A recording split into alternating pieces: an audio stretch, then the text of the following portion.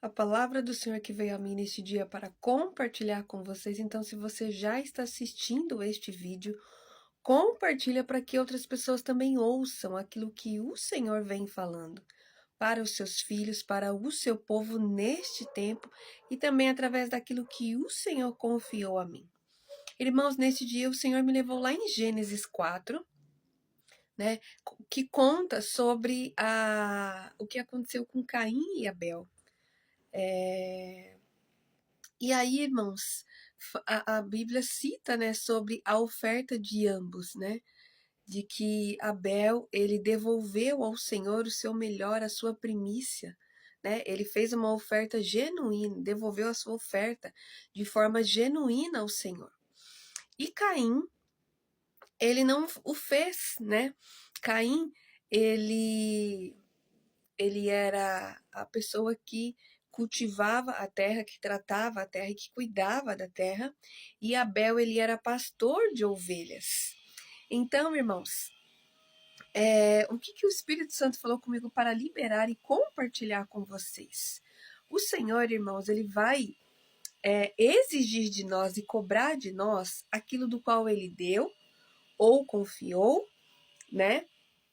E derramou sobre cada um de nós. Então, cada um de nós, né, recebeu e foi dado uma medida, né, de Deus.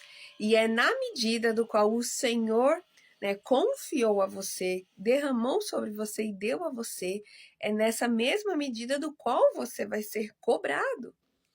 Não tem como você ser cobrado pela minha medida e eu ser cobrada pela sua medida, porque é pela minha medida que eu retorno ao Senhor tudo aquilo que ele, né, assim me confiou e derramou sobre mim. Então, Abel, quando ele devolve, né, a sua oferta ao Senhor, ele está devolvendo da premissa daquilo que Deus confiou a ele. Só que Caim não fez a mesma coisa. Caim, ele não devolveu a sua premissa ao Senhor daquilo que o Senhor deu para ele ser e fazer. Ele assim não o fez. E nesse capítulo 4 de Gênesis, né, ali o Senhor vem falando que depois que os dois devolveram a oferta ao Senhor e o Senhor ele negou a oferta de Caim, Caim, a Bíblia descreve, né, que ele até mudou o semblante, que ele ficou sim irado pelo Senhor não ter recebido a oferta dele. E aí o Senhor ele vai e questiona Caim sobre isso, né? Do porquê que ele ficou irado. E aí o que o Senhor fala para Caim? O Senhor fala para Caim: o pecado está batendo a sua porta, Caim. Mas você não pode deixar ele dominar o seu coração. Foi isso que o Senhor falou para Caim. E por que o Senhor também estava falando isso para Caim? Porque Caim já estava com os pensamentos de se voltar contra o seu próprio irmão que fez a oferta genuína do qual o Senhor recebeu. Então, irmãos, veja bem, uma pessoa que ela já está ali conduzida pelo pecado do qual ela está vivendo, ela vai se incomodar com todas as pessoas que que leve ela a lembrar daquilo do qual ela está vivendo. Né? Então foi exatamente o que aconteceu com Caim. Caim não se voltou contra Abel porque odiava ele era irmão dele, né? Mas Caim se voltou para Abel porque quando ele olhava para Abel, ele lembrava que o Senhor recusou a oferta dele e recebeu a de Caim. Então, isso é uma das coisas que o pecado faz, irmãos. Ele distorce as coisas e tira, né, a sua sensibilidade de reconhecer que foi você que não fez o que deveria fazer e que não foi você que como se você não fosse o errado da história, como se todas as outras pessoas que está fazendo, né, aquilo que o Senhor deu e confiou para elas fossem erradas e você não, como se você fosse o injustiçado. Então é isso que o pecado faz, irmãos, ele distorce, né? E aí, conforme você vai dando mais abertura para isso, mais brecha para isso na sua vida, e você não se redimir com o Senhor, não liberar isso de você, né? Isso só vai aumentar até o ponto disso te consumir totalmente. Então, era isso que o Senhor estava falando para Caim. Caim, o pecado está batendo na sua porta. E se você não dominá-lo, ele vai dominar você. Então, em outras palavras, o Senhor estava falando para Caim: se você não se posicionar, se você não se redimir comigo, Caim, daquilo que, né, você teve que fazer e não fez, né, o pecado vai corromper o seu coração e você vai cometer algo pior. Então, ou seja, o Senhor já sabia que aquelas intenções e que aquelas flechas malignas na mente de Caim para ele se voltar contra o seu irmão já estavam ali remoendo ele. Mas o Senhor estava ali exortando ele para que ele se posicionasse, se redimisse quanto àquilo, né? E não fizesse aquilo que estava na porta dele, né? Aquilo que já estava corroendo o coração dele, para que ele fizesse. Só que Caim não ouviu ao Senhor. Então Caim ele foi lá e fez. Ele se voltou contra o seu próprio irmão e o matou. Então depois disso, o Senhor ele volta de novo a confrontar Caim. Caim, cadê o seu irmão? E ele ainda foi afrontoso com o Senhor. Por um acaso era eu a pessoa que tinha que ficar cuidando do meu irmão, né? Mas ele só falou isso, irmãos, para tentar, né, mais uma vez, distorcer ali a situação, tentar fugir ali do que tinha acabado de acontecer, como se o Senhor não soubesse, né? Então, todas as vezes que o Senhor exorta você, que o Senhor confronta você, né? Usa um profeta do Senhor, usa alguém que tenha vida no altar para falar com você, não é para o seu mal. O Senhor, ele exorta aquele que ele ama. Então, se você está sendo exortado por uma palavra, o Senhor está usando alguém para te exortar e te confrontar, isso não é para o seu mal. É porque o Senhor está ali já te falando que há uma outra opção e um posicionamento diferente do qual você vem tomando, né? Tudo isso é porque ele se preocupa com você, este é o amor do Senhor, é assim que ele mostra. E ele, como um pai, ele não passa a mão na cabeça. Ele educa e ele exorta e confronta todas as vezes que forem necessárias para que você não seja dominado pelo pecado. Mas Caim caiu, deixou o pecado entrar no coração dele e corromper ele, e ele fez o que não era para ele fazer, mas ele fez.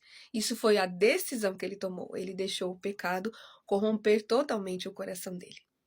E então o Senhor vai e confronta ele de novo, perguntando do seu irmão. E ele tenta ali desviar a conversa com o Senhor, como se o Senhor não soubesse, né? Mas foi mais uma chance que o Senhor estava dando para ele se redimir, para ele, né, confessar aquilo. E mais uma vez ele contorceu, distorceu e não confessou, não fez o que tinha que ser feito. E ali o Senhor falou, você, em outras palavras, né, vou parafrasear para vocês entenderem melhor. Então o Senhor estava falando para ele em outras palavras, você mesmo amaldiçoou o seu próprio trabalho. Lá em Gênesis 2, do outro vídeo que eu fiz, o Senhor, né, falou que ele fez o homem também para cultivar a terra, para cuidar da terra. Então essa era exatamente a função de Caim, cuidar da terra, né, cultivar a terra, e ele mesmo amaldiçoou o lugar do qual aquilo que o Senhor tinha para dar para ele, da onde ele ia receber, ele recebia da terra, né? Aquilo que era da terra, ele recebia da terra porque aquela era a função dele. Então, tudo aquilo que o Senhor dá, né, confia a nós e derrama sobre nós, é isso que ele vai usar para nos abençoar e fazer aquilo que ele quer fazer na nossa vida também.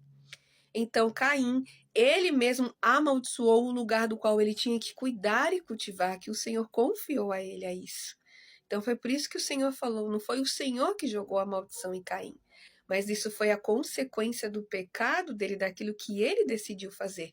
Então, ele mesmo amaldiçoou o que era para ser o ambiente do qual ele era abençoado e recebia do Senhor, daquele lugar também. E ele mesmo amaldiçoou a terra, a própria terra do qual ele tinha que cultivar e tratar. Então o Senhor falou: você amaldiçoou a terra, né? Porque você derramou o sangue do seu irmão. Você clamou, né, com a sua boca a morte do seu irmão na terra do qual eu dei para você cultivar e tratar. então você vai andar como um fugitivo na terra, né? Isso uma das consequências daquilo que você decidiu fazer, porque deixou o pecado corromper o seu coração. E aí, irmãos, uns versículos, né, mais para frente, e aí depois Caim fala assim: aquilo que o Senhor está me falando é muito mais do que eu posso suportar. E aí o próprio Caim disse, né: o Senhor me afastou da tua presença. Mas aí, irmãos, este que foi o ponto. Porque é exatamente isso que o pecado faz. Quanto mais ele te consome, quanto mais você dá espaço para ele te corromper, né, e te cegar da verdade, daquilo que Deus quer para você e fazer em você e através de você, você vai se afastar de Deus. Então o pecado ele afasta as pessoas de Deus. Porque quanto mais perto de Deus você está, você não consegue conviver com o pecado, né?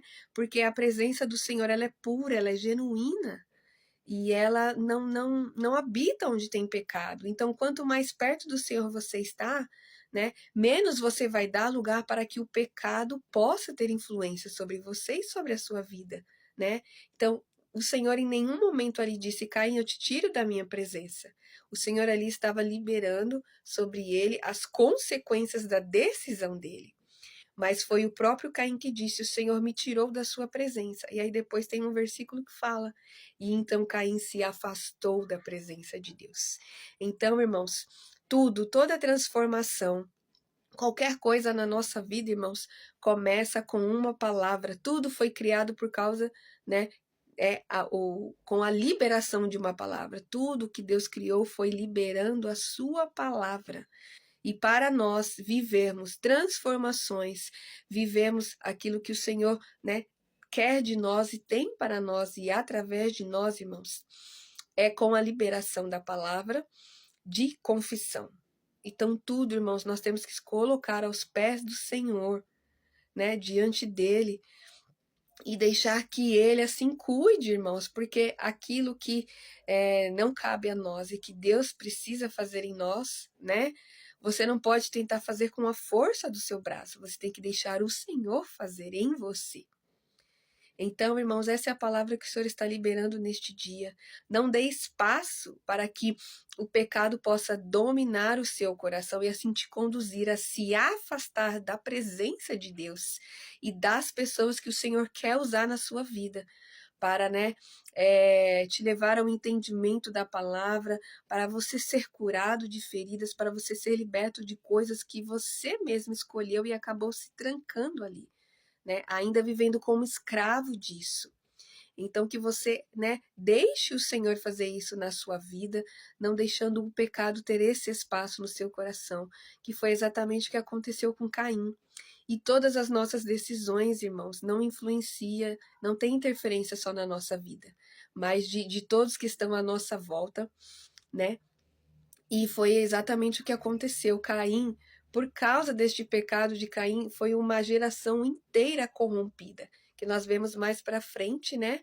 Que depois o Senhor levantou Noé, porque depois disso, né, foi toda uma geração corrompida ali que gerou, e o Senhor levantou Noé para construir a arca e assim enviar o dilúvio.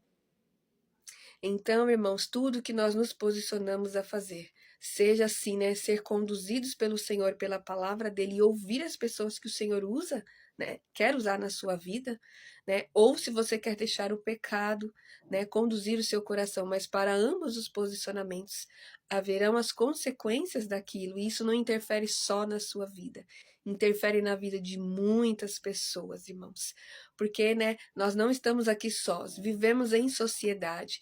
Então, toda decisão, todo posicionamento, toda escolha nunca vai interferir só na nossa vida, mas num todo, né? A palavra do Senhor diz lá em Atos que depois que as pessoas, né, ali no dia de Pentecostes foram batizadas pelo Espírito Santo, né? A partir dali, tudo ali foi transformado, não só o lugar em si, onde o Espírito Santo ali se moveu, né, desceu sobre eles, mas a partir dali as cidades e todos os lugares que aquelas pessoas ali estavam eram transformados. A palavra de Deus fala isso, todos prosperavam, Porque é isso que a presença de Deus causa, irmãos, ela causa uma transformação genuína. E tudo isso reflete não só na nossa vida, mas numa cidade, num estado, num país e numa nação. E ao contrário disso, seu posicionamento, né, se for dar lugar para o pecado conduzir a sua vida e o seu coração, também haverão as consequências na vida de pessoas, de uma cidade, de um estado, de um país e de uma nação.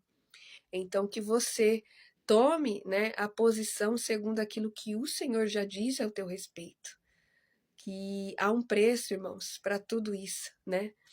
E a palavra também diz: a quem muito é dado, muito será cobrado. E isso não é um peso, tá? Isso é uma bênção. Porque se estamos vivendo aquilo que o Senhor nos designou, ainda que pagamos um preço alto por isso, nunca vai se comparar ao preço que Jesus já pagou por nós, para que o nosso nome possa estar no livro da vida e para que sejamos salvos. Então, irmãos, ainda que, né, tenhamos que fazer nossos esforços, pagar um preço por determinadas coisas, nunca será maior o preço que Jesus já pagou na cruz do Calvário, por mim e por você.